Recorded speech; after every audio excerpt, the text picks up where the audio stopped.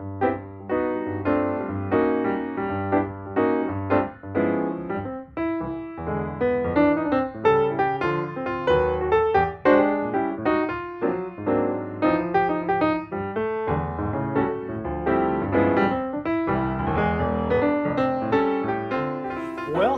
this is our final meeting together to talk about what's going on in West Pelzer, because you're finishing out your final term as mayor. I am.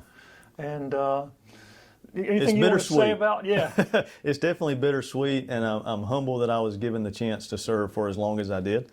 I wish I could say that I was going to be the longest serving mayor in South Carolina and beat Mayor Riley, but there's a time and a season, and I'm excited for what the future for West Pelzer holds past Mayor Blake.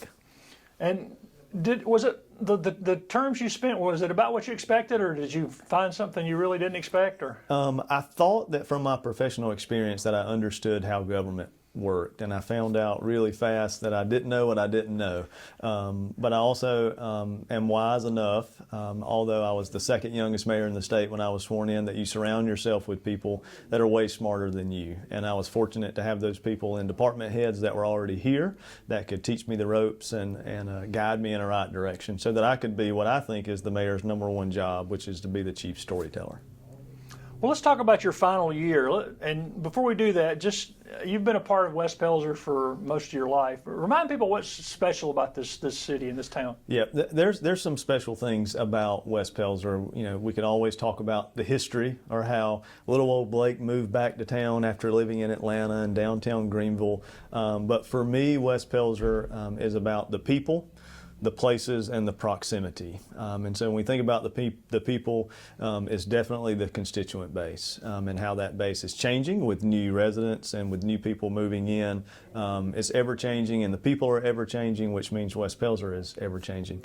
The place is also important, and by the place I mean the local businesses that are here. So over the past 8 years, we have prided ourselves in not attracting national change, but attracting local businesses that are locally owned by local residents. And so whether it's Cotton Duck Cafe, which is owned by a local family, or the Lincoln Tap Room, which is a local family, or Baby Sumo, we pride ourselves in knowing that that money is kept locally, that we spend there.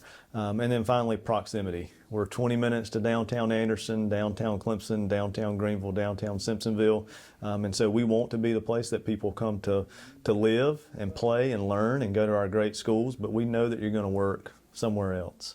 And so people, place, and proximity is what makes West Pelzer important. Well, let's look back on this year, 2023. What were some of the most important things that happened in the town this year? Yep. So for West Pelzer, I hate that it was extremely cold during Pumpkin Palooza, that it rained out our parade 2 weekends ago. But I can say that one of the greatest things that happened in West Pelzer was for us to get recognized by the Municipal Association of South Carolina for a Strong Cities Award. I've talked about it a lot, and I will continue to talk about it because we were recognized as one of the 271 municipalities that had taken a step forward with our planning efforts, and how that had actually had a return on investment for West Pelzer, for the businesses, and for the people. We're not eligible to receive it next year, but we would be in 2025, and so I'm hopeful that West Pelzer stays on that map and stays on that track so that we can get a Strong Cities Award again and join the likes of Beaufort and Columbia and Summerville and Goose Creek, some of those great cities in South Carolina that have received it. We're now on the same trophy as they are. What about economic news? What was some of the biggest economic news things that happened in West Pelzer this year? Yep. So I always want to take a step back when we talk about economic development or economic impact. And so January the 1st of 2016, when I was sworn into office, we had one business that was located on Main Street. It was Net's Flowers, and it's still here. And she does amazing work. But we had to build new businesses and a new culture. And so over the course of my 8 years, we've done about 16 ribbon cuttings. We've had businesses come and have been here the entire time. We had some come and kind of wafer and then perhaps failed. We were always supportive. But for this year, one of the pride moments for me in West Pelzer was seeing how businesses grow up and how perhaps they outgrow West Pelzer. And so we cut the ribbon about 2 years ago in a place called A1 Elegance, which is a gentleman's barber shop. So you can get the shave, the haircut, the hot towel. You could play pool, drink a beer inside. Really, really cool place, locally owned business.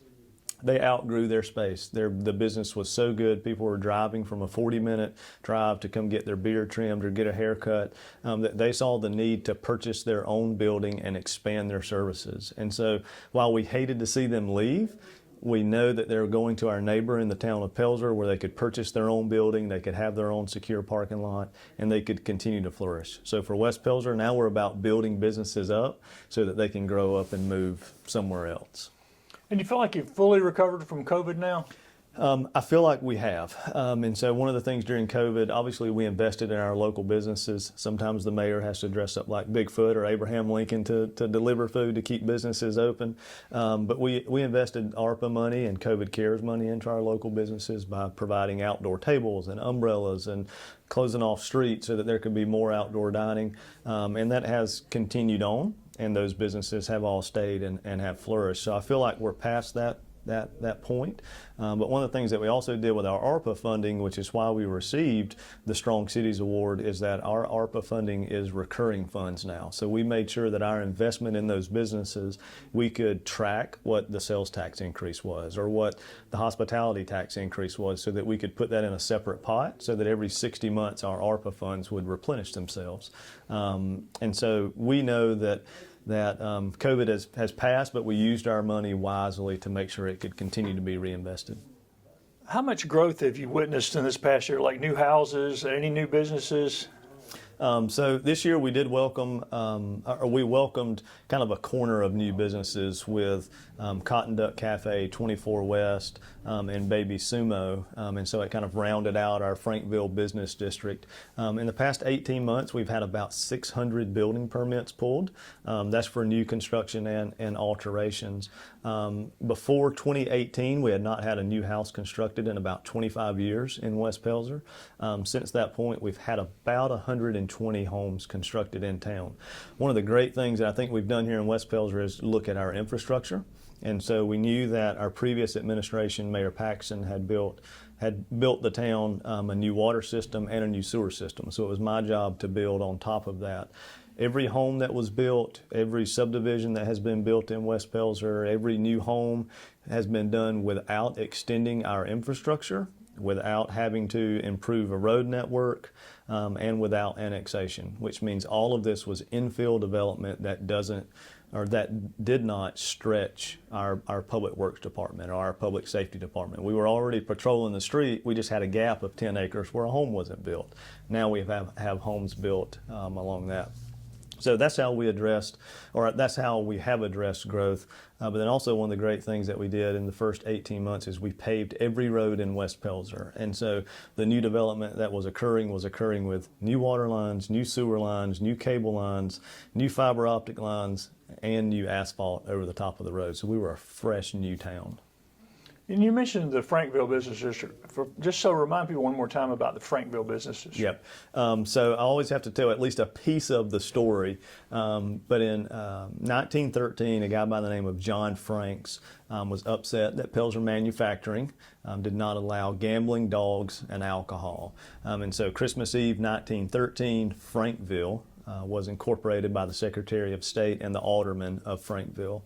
Fast forward just 5 years, 1918, September 13th, 1918, the name was changed to West Pelzer. We did decide as part of our 2023 master plan to call our downtown the Frankville Business District. And so each business has a Franken that they could stamp with if they wanted to. It has a unique identity, and the plan sets forward new administration and Mayor-Elect Riddle the opportunity to build upon that and do new murals that perhaps reference the Frankville Business District, or for us to use it as a marketing campaign. How about parks and recreation this year? Any news in West Pelzer? So for West Pelzer, for parks and recreation, it's all part of our comprehensive master plan that we received the award for. I know that Mayor-Elect Riddle is passionate about parks and open space, so I look forward to seeing kind of how he expands that network.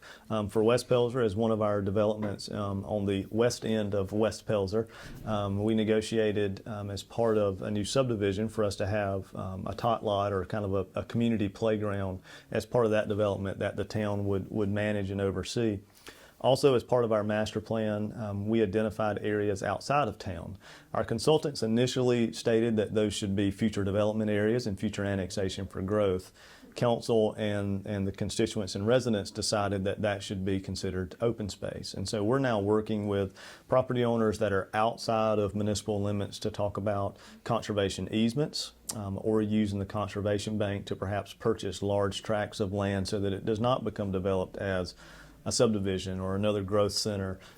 We could use it for open space. And so there's about 500 acres that surround the western end of West Pelzer that we would love to have conserved forever as agricultural property, and perhaps have some for a West Pelzer Park expansion. We were also blessed in 2023, or the end of 22, when the legislative delegation allocated PARD funding to West Pelzer to spend in Chapman Park. Chapman Park's our small quarter-acre park that's named after the Chapman family, and there's always improvements that we can do there. Purposefully, myself and my administration held that funding back so that Mayor Riddle could have a new project in Q1 of 2024 for perhaps some improvements in Chapman Park. So I look forward to seeing what he does with that as well. Anything else you want to say on your farewell, or anything else before we bring him in here? Or you? No, I think perhaps the only thing, maybe the last thing that I want to say to Anderson County, to the staff of West Pelzer and West Pelzer residents, is that we always try to leave something better than we found it.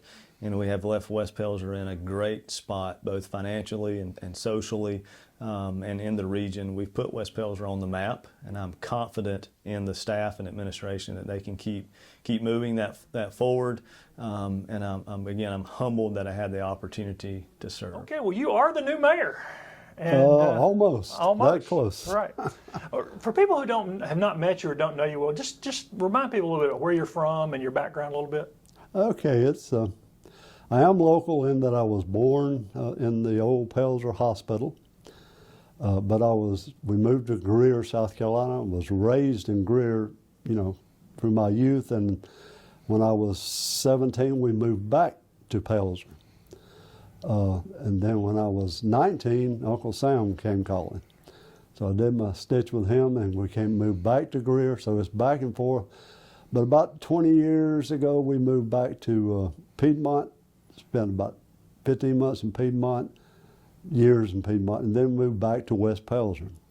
That was all because I had a home here that I'd bought when I was in real estate, and it's a long story. But anyhow, that's how I wound up back in West Pelzer. As far as the politics end of it, I've always been involved in politics. I've never missed a vote since I was able to vote. Tried to keep up with it best I could. So when we came back, naturally I was interested in the town politics. I had some friends who was on council, and I talked to them, and they said, you need to get involved. And I came to a couple of council meetings and was not comfortable, you might say. And so eventually after that, I met Blake Sanders. Somebody said, you need to meet Blake Sanders. And at that time, Blake was on council. And so I met him, and I was impressed with him.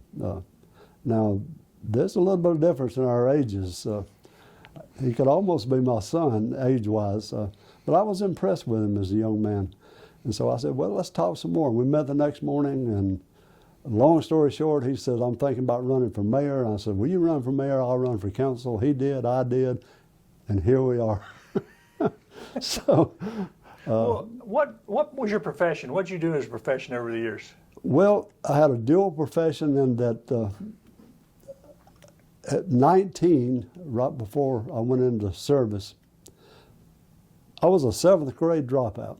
I lived for the weekend to do what most 18-year-olds, 17-year-olds do, chase girls and drink a beer.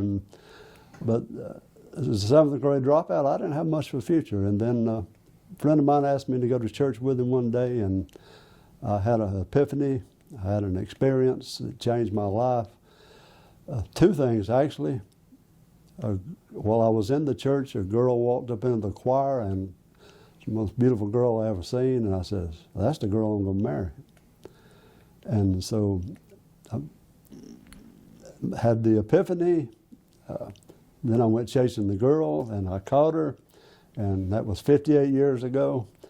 So that worked out. And but then I wanted to, in my desire to have something to live for, Vietnam was going on. I knew I was going to be drafted. I went and talked to a recruiter. He says, if you'll join, we'll guarantee you'll finish your education, and we'll do a few other things for you. Well, they did.